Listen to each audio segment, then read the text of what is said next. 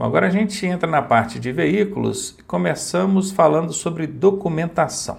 A gente tem aí o registro do veículo, que é reconhecido, né, chamado de CRV, ou Certificado de Registro do Veículo. A gente tem o licenciamento anual do veículo, que é chamado de CRLV, que é Certificado de Registro e Licenciamento do Veículo.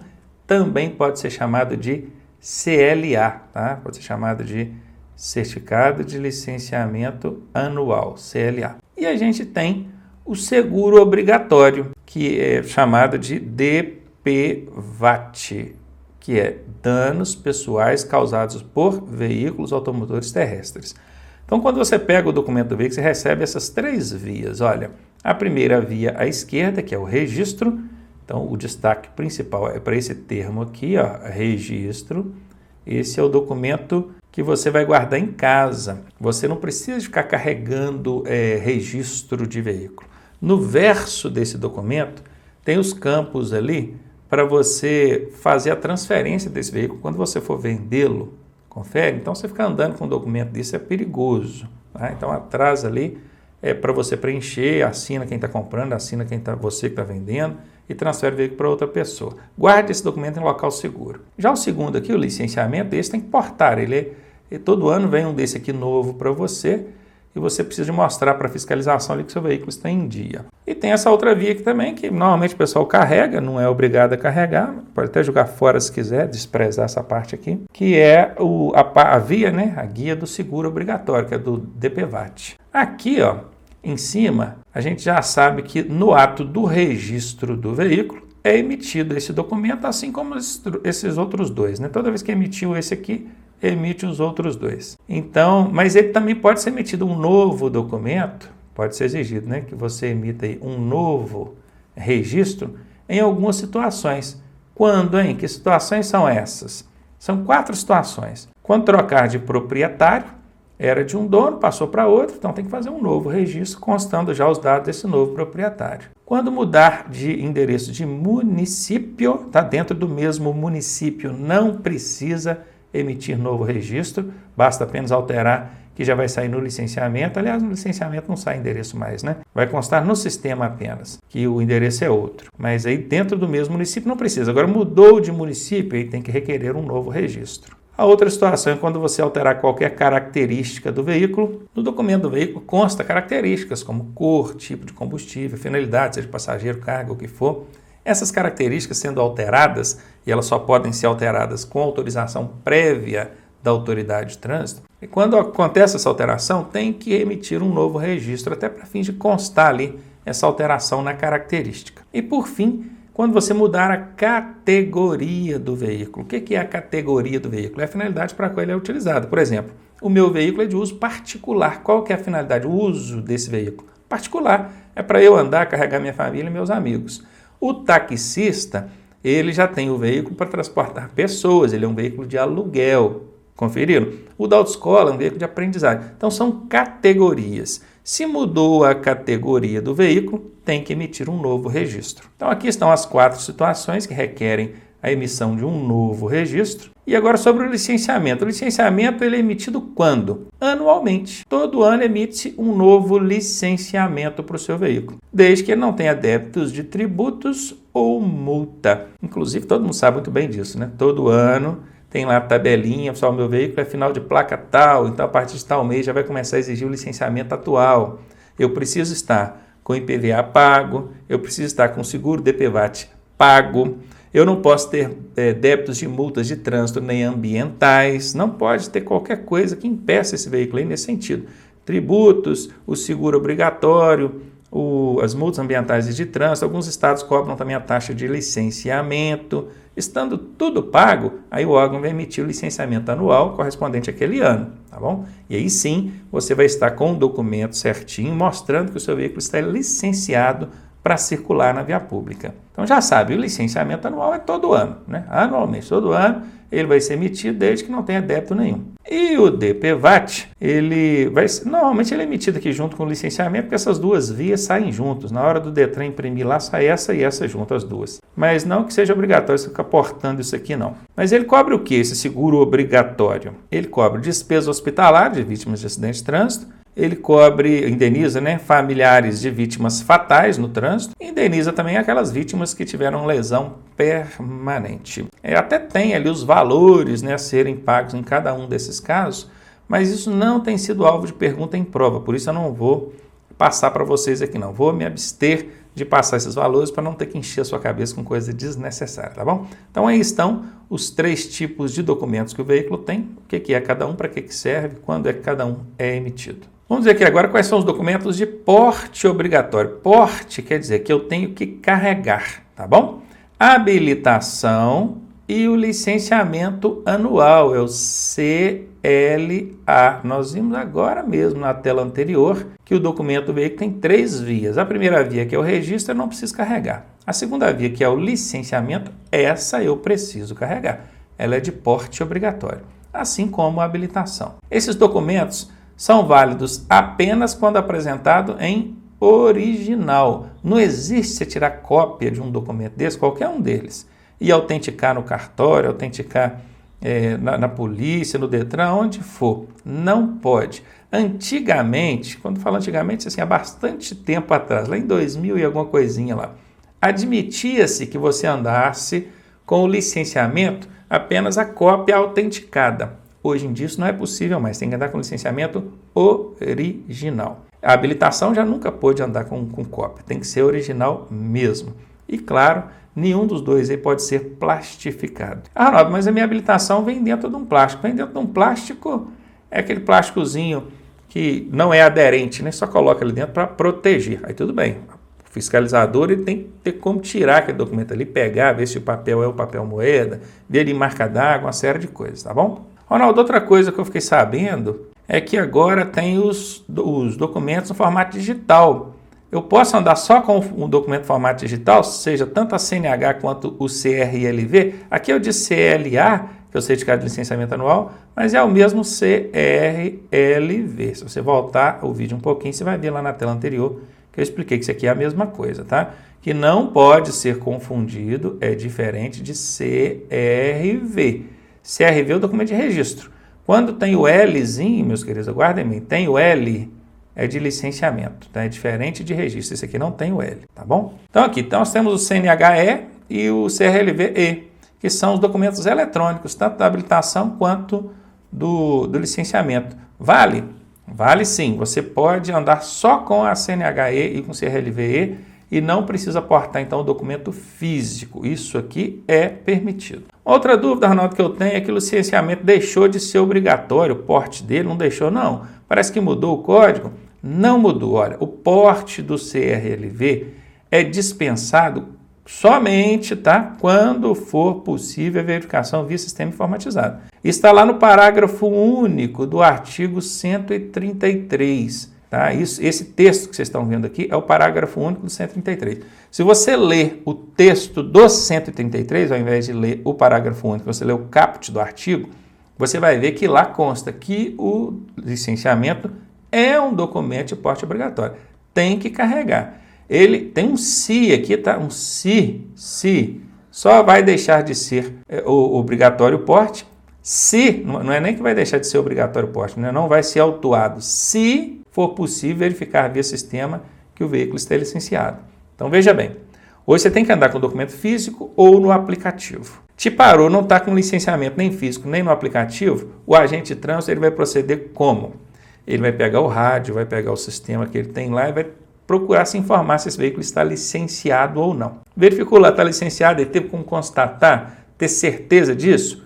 Beleza, não vai te autuar, pode ir embora. Se ele não tiver como verificar isso, ele vai autuar o seu veículo, é uma infração leve por falta de porte de documento, e o seu veículo vai ficar retido, fica ali no local até que você apresente, comprove para ele que o seu veículo está licenciado. Então não cai nessa onda de que não precisa carregar o licenciamento não, tá? Precisa sim, seja ele no modo físico ou digital, mas precisa carregar. Ainda falando sobre veículo, agora sobre a transação de compra e venda. Comprou ou vendeu o veículo? Como proceder? O comprador de um veículo tem o prazo de 30 dias para transferi-lo para o seu nome, estando sujeito à pena de multa grave pelo descumprimento dessa determinação. Gente, quando você compra um veículo, ou quando você vende também, né, mas comprou, ele tem essa transação de compra e venda, é preenchido o verso do documento, que é o recibo, o registro do veículo, CRV, e ali você coloca valor, para quem que você vendeu, o endereço dessa pessoa, você, vendedor, assina, esse comprador assina, reconhece firma das assinaturas em cartório e data, aquilo ali é datado. A contar daquela data, o comprador tem 30 dias para transferir esse veículo para o nome dele. Se ele não o fizer dentro de 30 dias, ele consegue fazer depois, mas ele vai ser autuado, vai ser multado, na verdade, numa infração grave. E a pessoa que tem uma habilitação provisória, por exemplo, se ela toma uma infração grave, ela perde a sua habilitação. Isso tem acontecido demais. Todo dia chega para mim gente reclamando, só eu tenho habilitação provisória e não transferi o veículo dentro dos 30 dias. O que vai acontecer?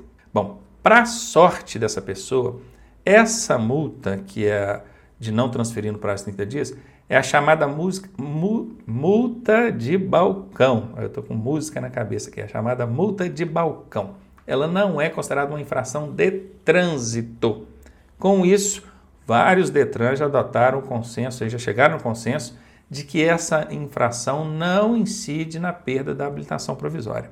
Tem DETRAN que está usando sim, para tirar a sua habilitação provisória. Se no seu DETRAN isso acontecer, se você soubesse de alguém que tenha esquecido e passou dos 30 dias e ainda estava na provisória, judicialmente ele consegue reverter isso, tá? Mas que não sirva de incentivo para você deixar passar os 30 dias por causa da multa, por causa do valor a pagar e por causa de toda a dor de cabeça que vai te dar aí. Tá? Então cuidado com isso. Pegou ali, comprou o veículo, transferiu para o seu, pegou, colocou, preencheu o recibo, colocou no seu nome, você tem 30 dias para transferir para o seu nome. E outro caso é o vendedor. Quem vende também tem 30 dias para apresentar ao órgão de trânsito a comunicação de venda do veículo. Presta bem atenção nisso, ó. Muitas pessoas, inclusive pessoas com habilitação provisória, vendem o veículo e não avisam o DETRAN que vendeu. Então eles estão sujeitos à corresponsabilidade jurídica em caso de sinistros com o veículo ou infrações de trânsito. Qualquer coisa que venha recair sobre esse veículo, tanto no âmbito administrativo quanto penal, criminal, o proprietário que não comunicou, né, o vendedor que não comunicou a venda para o DETRAN, está sujeito a ser corresponsabilizado. É a responsabilidade solidária. Isso quando não recai só sobre ele, né? Eu já vi casos aí da pessoa vende o veículo, aí, por exemplo, você vendeu, né? Você vai lá, preenche o recibo, assina, tudo bacaninha, reconhece firma no cartório. Aí você pensa assim, não, fiz tudo certinho, fui no cartório, reconheci firma, tudo bacana. Mas se não avisar o DETRAN não vai ficar sabendo. Qualquer coisa que venha acontecer com esse veículo no trânsito, enquanto esse comprador não transferir para o nome dele, vai continuar responsabilizando você. Tá? Então cuidado com isso, principalmente quem tem carteira provisória. Vai vender? Tira a cópia, depois de ter feito tudo, preencheu, assinou, reconheceu firma no cartório, tira a cópia, autentica essa cópia, pega essa cópia, leva lá no DETRAN e avisa, tá aqui, ó, estou mostrando que vendi o veículo. Porque a partir daquele momento que você comunicou a venda, você já se exime de qualquer responsabilidade. Essa é a conduta adequada, correta, para evitar que você tenha dor de cabeça com isso aí. Ainda falando sobre veículo, agora identificação do veículo. Tem várias formas de identificar um veículo. Nas provas de vocês, tem batido bastante nisso aqui, a identificação externa, que é feita por meio das placas dianteira e traseira, isso quando tem a dianteira, né? Que a motocicleta, por exemplo, só tem a placa traseira. E tem a identificação obrigatória, que é feita por meio da numeração do chassi ou monobloco. Aqui nós temos um exemplo dessa numeração. O que é chassi e o que é monobloco, Ronaldo? Isso depende da estrutura do veículo. Tem veículo que tem chassi, tem veículo que tem monobloco. Automóveis, normalmente você vai encontrar em monobloco. Chassi em veículo de maior porte, tá?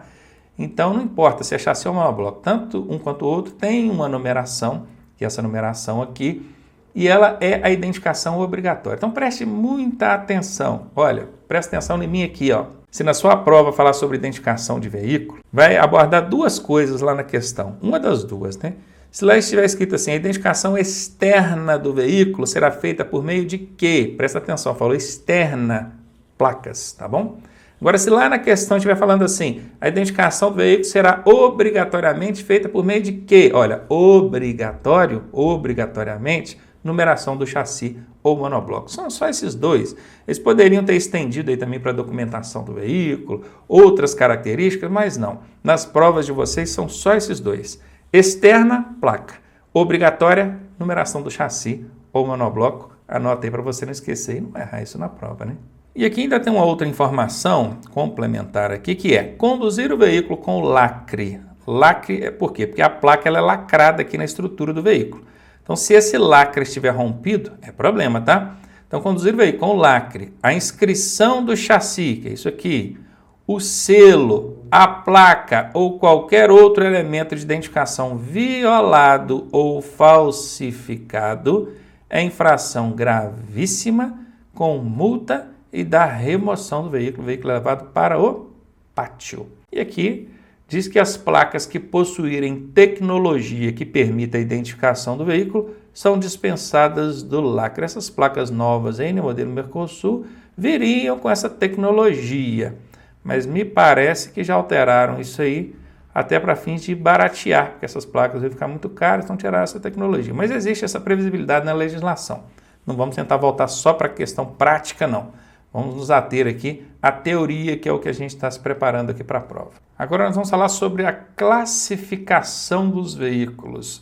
Você sabia que os veículos são classificados de 3 formas? Pois é, isso é muito cobrado em prova e é o que eu vou mostrar aqui na tela para vocês agora. São eles, ó, tração, espécie e categoria. Para não esquecer, eu costumo dizer que os veículos são classificados quanto à sua TEC. Tração, espécie e categoria. Guardou?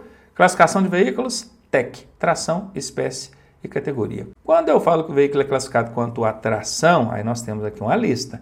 Tem o veículo que é de tração animal, tem o veículo que é o reboque, tem reboque e semi-reboque, né? Que tem o semi-reboque também. Beleza. Automotor, propulsão humana e elétrico. É o que faz esse veículo andar, por exemplo. Tração animal, o que faz ele andar? É o animal. O reboque é o semi-reboque, é a unidade tratora dele. O automotor é o próprio motor desse veículo. Propulsão humana é a impulsão que o ser humano faz nele ali, e o elétrico por meio de um motor elétrico.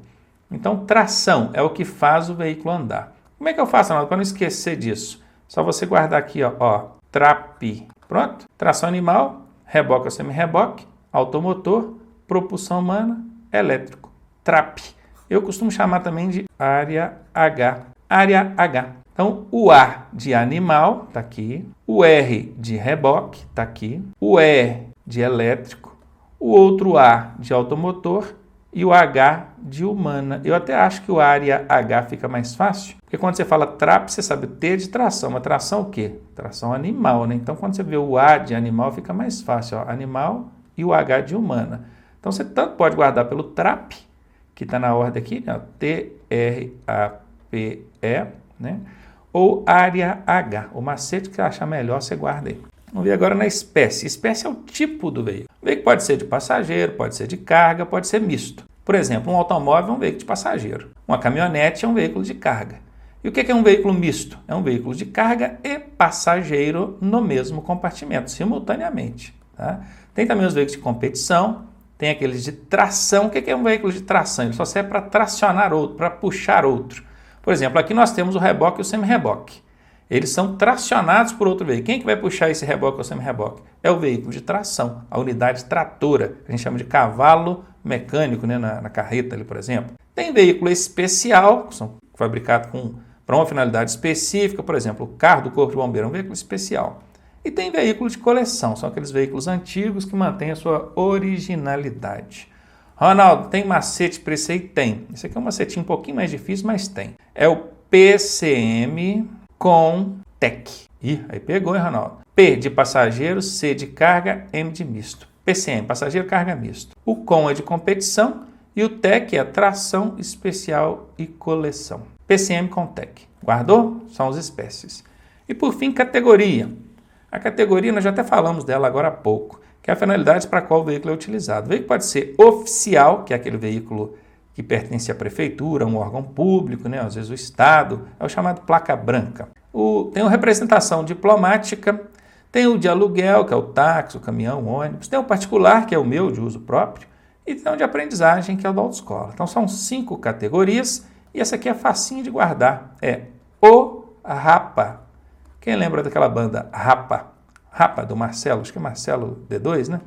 Me deixa que hoje eu tô de bobeira. Me deixa, acho que é isso mesmo, me deixa, né? Me beija, sei lá. Não sou muito fã de Rapa não, mas tem o Rapa aí. Então, o Rapa, que é oficial, representação diplomática, aluguel, particular e aprendizagem. O Rapa. Pronto. Eita, que sopa de letrinha que nós fizemos, hein? A classificação geral é o TEC. Depois nós temos o área H, o PCM com TEC e o Rapa. Guardou tudo, tá aí, tranquilinho, de boa. Prossigamos. Vamos ver agora as placas de identificação dos veículos. Aí já vem um pepino aí, porque nós temos as placas que estão ainda valendo e já os modelos novos sendo implementados aí, né? Quando o veículo é particular, a placa dele é nesse modelo, ó, fundo cinza e os algarismos aqui, os caracteres em preto. Quando é um veículo oficial, aquele da prefeitura, né, que pertence ao órgão público, o fundo é branco e os caracteres aqui em preto. Quando é um veículo de aluguel, que é o táxi, o ônibus, o caminhão, o mototáxi, o motofrete, o escolar, aí ele vai ter a placa vermelha, fundo vermelho, com caracteres em branco. Quando é um veículo de aprendizagem da autoescola, esse é o padrão, fundo branco, caracteres em vermelho. Quando é um veículo que está sob experiência ou ainda sob a posse do fabricante, é o placa verde com caracteres brancos. Esse é menos comum, né? Normalmente quando você vai na concessionária para fazer um test drive, eles colocam essa placa verde para você circular, não é? Tem também o veículo de coleção, aqueles antigos que mantêm a sua originalidade, que é o placa preta com dígitos cinza. Tem o diplomático, que é a representação diplomática, fundo azul, caracteres em branco. E tem aquele de autoridades, né? Presidente da República, governador, presidente do Senado. Aí, aqui até tem o padrão preto com caracteres dourados, mas o pessoal costuma inovar bastante nesse sentido aí, né? Mas é esse o padrão. Então, essas são as placas que a gente tem hoje aí circulando. Mas nós estamos no processo de transição, onde a placa particular, no novo modelo, ela segue esse padrão. Uma coisa curiosa, vocês vão observar, que os novos modelos de placas, todas têm o fundo branco. O que vai mudar é apenas a cor dos caracteres e a borda externa, tá bom? Presta atenção nisso. Então veja, fundo branco, os caracteres aqui e as bordas em preto, tá vendo? Outra coisa que mudou é que o segundo caractere numérico aqui, ele tornou-se uma letra. Antes eram 3 letras e 4 números, agora são 3 letras e 4 números, só que o segundo numérico aqui virou uma letra. Quando for o veículo oficial, olha aqui, ó, fundo branco do mesmo jeito. O que mudou? A cor das letras e da borda. Viram? O aluguel e o aprendizagem vão virar um só. Ele não vai chamar aluguel e aprendizagem mais não, vai ser chamado agora de comercial. É o veículo comercial. Tanto faz o táxi, o caminhão, o ônibus, o motofrete, o mototáxi ou o veículo de autoescola, vai ter esse tipo de placa aqui, ó, fundo branco, com caracteres e borda vermelha. Quando for experiência ou fabricante, vai mudar o nome também. Agora torna esse veículo especial, com fundo branco, caracteres e borda em verde. Coleção, fundo branco, caracteres e borda em dourado. E o diplomático, aliás, dourado, né? Isso aqui parece um dourado, é um dourado mesmo, aqui o amarelo. Então o diplomático, que era fundo azul e caracteres brancos, agora com essas características que vocês veem aqui. Essa plaquinha miserenta aqui não teve um novo modelo para ela, então ela permanece do jeito que está. Conseguiram ver aí? Prestem bem atenção, o modelo que é e o modelo que está saindo agora na transição, tudo amarradinho para você, cada uma delas, bacana. Bora para frente então. Vou falar agora de dimensões de veículos, ainda falando de veículo, tá vendo? Dimensões, que é tamanho, altura, comprimento. Vamos lá, o comprimento máximo de um veículo, qualquer veículo que seja, tá? É de 14 metros. Isso, veículo simples. O que é um veículo simples? É um veículo só, não é combinação nem articulação de veículos. Um automóvel, um caminhão, tudo enquadra aqui. Quando for um veículo articulado, por exemplo, é um veículo só, porém ele tem uma articulação. No caso do ônibus sanfonado, 18 metros e 60.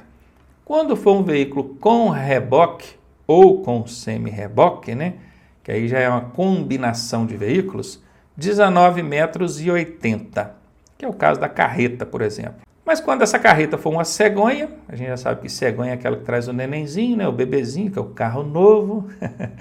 Brincando, a cegonha pode carregar carro velho também, às vezes ela passa recolhendo carro velho aí. Aí ela pode chegar a 22,40.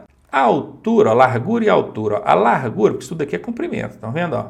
Comprimento, que é da traseira até a frente. Agora, quando for largura, né, que é pegando aqui ó, de um lado até o outro, aí o máximo 2,60 metros, independentemente se veículo simples, articulado, reboque ou cegonha, tá?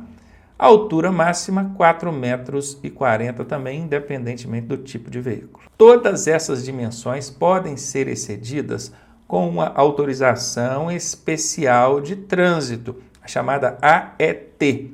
Mas a regra geral nos mostra essas dimensões aqui como as dimensões padrão. Então, certamente na sua prova vai perguntar essas dimensões padrão aí.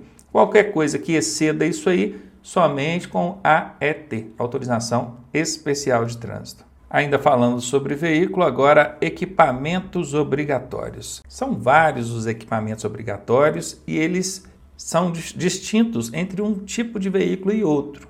Então, assim, eu tentando resumir ao máximo, para não ficar aqui tentando fazer vocês decorarem um monte de coisa, eu ainda consegui encher essa tela aqui. Vocês já vão ver como é que são esses equipamentos para cada um desses tipos de veículos aí. Vamos começar falando sobre os veículos automotores e ônibus elétricos. Precisa de para-choques, no caso, no plural, é porque é dianteiro e traseiro. Retrovisores, quer dizer, do lado direito, do lado esquerdo e interno. Limpador e lavador de para-brisa, tá? O limpador e o lavador também é obrigatório. Tem que ter o dispositivo de água, com água no dispositivo, que senão vai dar multa do mesmo jeito, tá? E tem que estar funcionando. O parasol, que é aquela pala de proteção interna que você puxa ali quando o sol está pegando no seu olho. Faróis e faroletes. Então, faróis, né, no automóvel, no caminhão, você vai ter faróis. E faroletes, que são aquelas luzinhas mais fraquinhas, tem ali na frente, que não chega a ser um farol. Qual que é a diferença do farol para o farolete? O farol ele tem a finalidade de clarear a pista à frente do veículo, o farolete não. Ele não clareia nada. Se você acender só o farolete de noite, não vai clarear nada. Quem está lá fora do veículo consegue te ver, porque ele vai ver aquelas duas luzinhas acesas ali. Mas clarear que não clareia nada. Elas só servem mesmo para mostrar a posição e dimensões do veículo. Quem está vindo de longe, ele consegue ver que tem um veículo ali.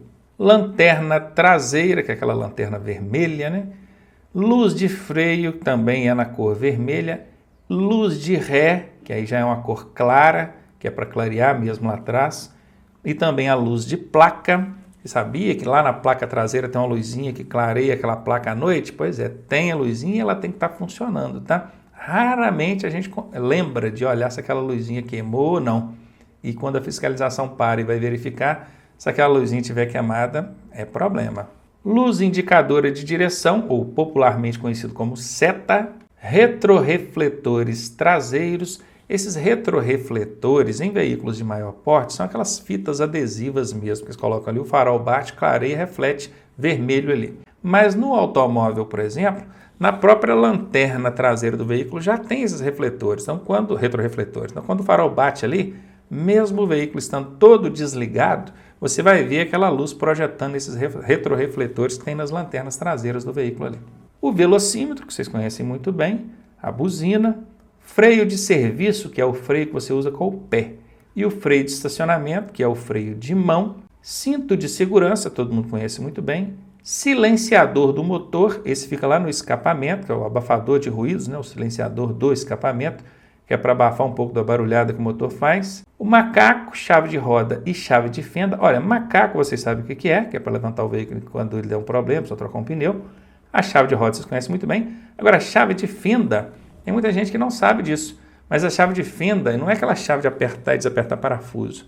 É para poder retirar a calota do veículo. Às vezes o veículo tem calota naquela proteção da roda ali, então você vai precisar trocar um pneu, precisa remover a calota. Com o que você remove aquilo? Com essa chave de fenda. E cadê essa chave de fenda? Uma das extremidades da chave de roda é uma chave de fenda.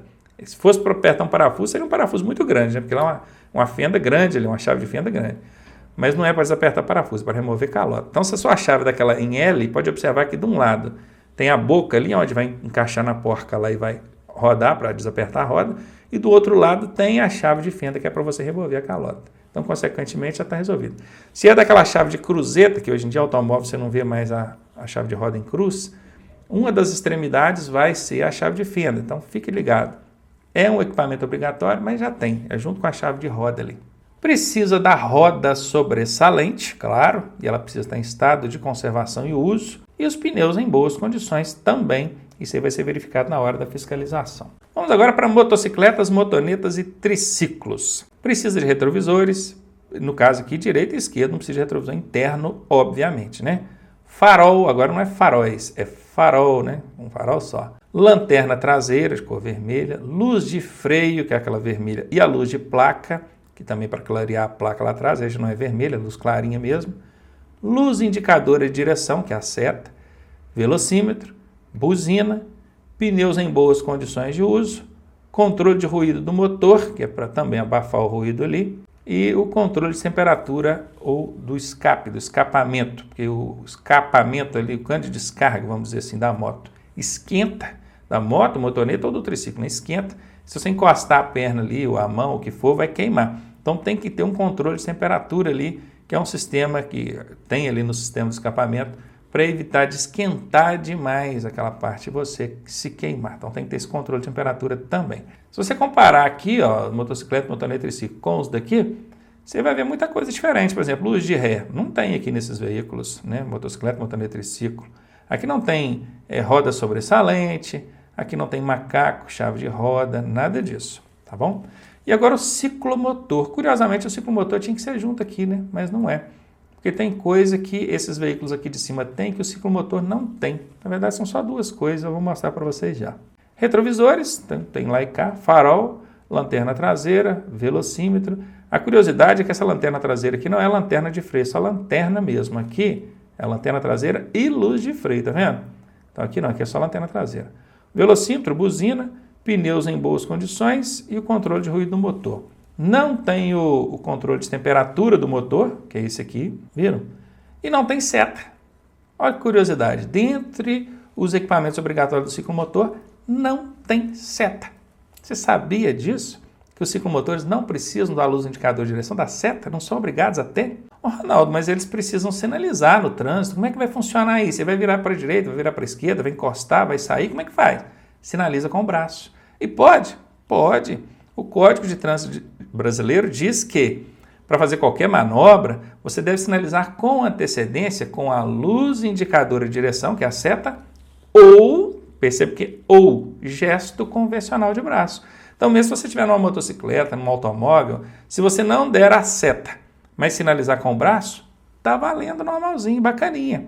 A diferença é que no automóvel, na motocicleta, tem gente que dá o sinal de braço porque a luz está queimada, e a luz estando queimada, aí dá multa média, tá? Mas não pode, porque eles são obrigados a ter esses dispositivos.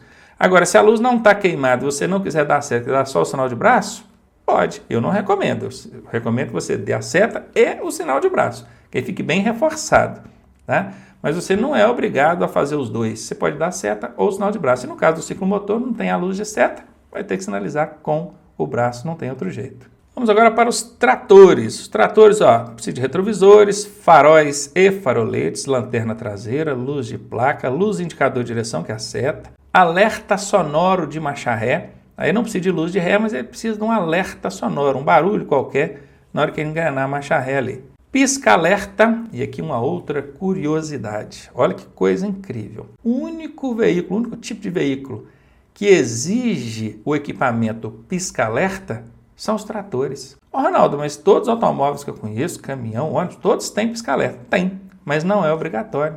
Sabia disso?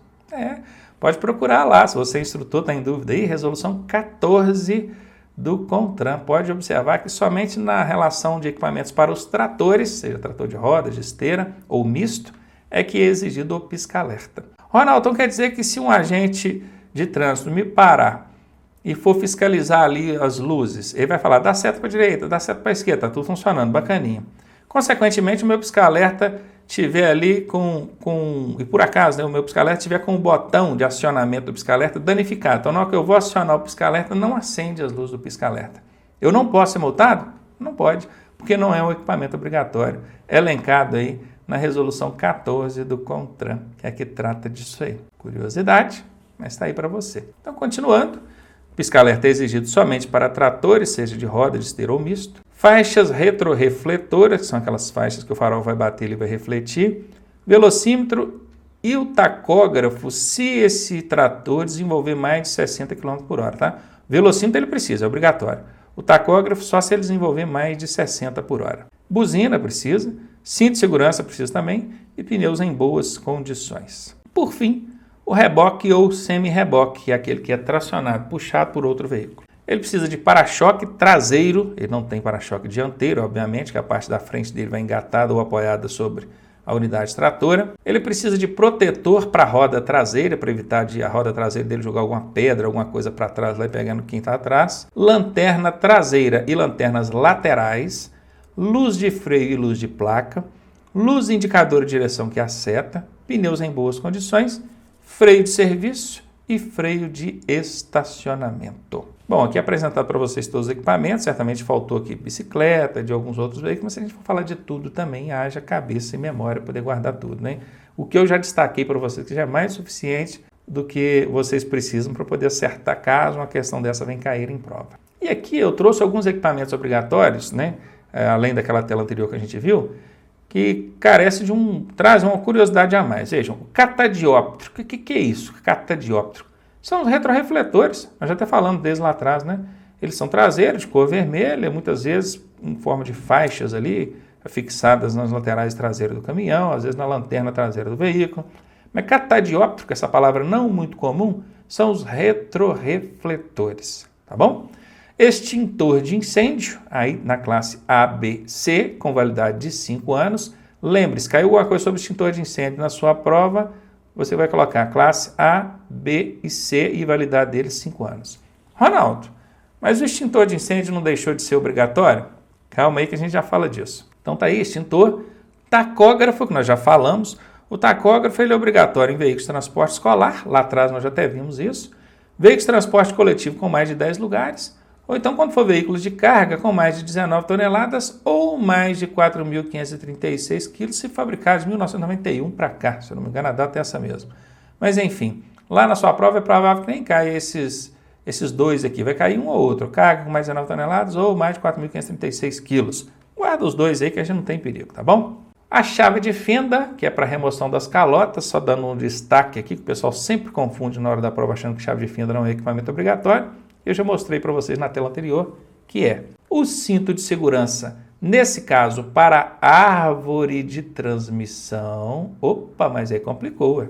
Cinto de segurança eu sei o que é. Agora, para árvore de transmissão, pois é, esse cinto de segurança para árvore de transmissão não tem nada a ver com esse cinto de segurança que a gente usa dentro do veículo. Né? Esse que a gente passa aqui no peito aqui para proteger os ocupantes do veículo. Não tem nada a ver. Esse cinto de segurança da árvore de transmissão é o seguinte: debaixo dos veículos de grande porte tem um eixo que chama-se eixo cardan, ou também chamado de árvore de transmissão. Por que ele é chamado de árvore de transmissão? Porque ele transmite a força que sai do motor e passa pela caixa de câmbio, caixa de marchas, até o diferencial que está lá no entre-eixos das rodas traseiras. Então veja, o motor está aqui na frente e o diferencial cá atrás. Quem que vai transmitir essa força do motor até o diferencial? É a árvore de transmissão. Essa árvore de transmissão costuma quebrar e quando ela quebra, ela pega no chão, servindo de alavanca, apoio, o que provoca um acidente muitas vezes até grave. Para evitar que essa árvore de transmissão, quando quebrar, pegue no chão, é obrigatório que esses veículos tenham alguma coisa ali por baixo que apoie esse eixo. Puf, naquele quebrou, ele apoia ali. Isso costuma ser uma cinta, costuma ser uma corrente, uma haste, qualquer coisa. Mas tem que estar ali de baixo. Na hora que quebrou, apoiou. Então isso que está ali de baixo chama-se cinto de segurança. É uma forma de segurar esse eixo cardan, essa árvore de transmissão, caso ela venha quebrar. Então você já sabe, existe isso em veículos de grande porte, em veículos de pequeno porte, não. E já sabe o que é esse cinto de segurança para árvore de transmissão. E por fim, um veículo aqui que nós não falamos lá na tela anterior, que são as bicicletas. Elas precisam de dispositivo sonoro, que é o pim-pim, o fonfon, né? Não precisa ser uma buzina exatamente. Os catadióptricos, que são os retrorefletores, isso vai ser atrás nos pedais e na frente, e também o retrovisor do lado esquerdo. Esses são os equipamentos obrigatórios para as bicicletas. E você que ficou curioso aqui em relação ao extintor, fique sabendo que o extintor ele não deixou de ser obrigatório. O extintor hoje ele é opcional. Se você quiser usar, pode, mas ele tem que ser das classes ABC e validade de 5 anos. E ele é opcional somente para esses veículos aqui, tá? Para os demais ele é obrigatório, ó. Para automóveis, para utilitários, para caminhonetas e caminhonetes, para triciclos de cabine fechada, eles são opcionais. Para quem tem dúvida da diferença entre caminhonetas e caminhonetes, já vou explicar. Caminhonete, que é o que todo mundo conhece, é um veículo de carga de até 3.500 kg de peso bruto total. Se ele passar de 3.500, ele já vira caminhão, né? Então, é de carga de pequeno porte, até 3.500, é caminhonete. Agora, quando ele é de carga e passageiros simultaneamente no mesmo compartimento, aí ele vira caminhoneta. Uma Blazer, por exemplo, é da GM, né? Chevrolet, se eu não me engano, acho que é uma caminhoneta, porque ela transporta carga e passageiro no mesmo habitáculo simultaneamente. Belezinha? Então, tanto a caminhoneta quanto a caminhonete são veículos que têm o extintor como opcional, além desses outros que vocês estão vendo aqui. Carro, utilitário e também os triciclos de cabine fechada.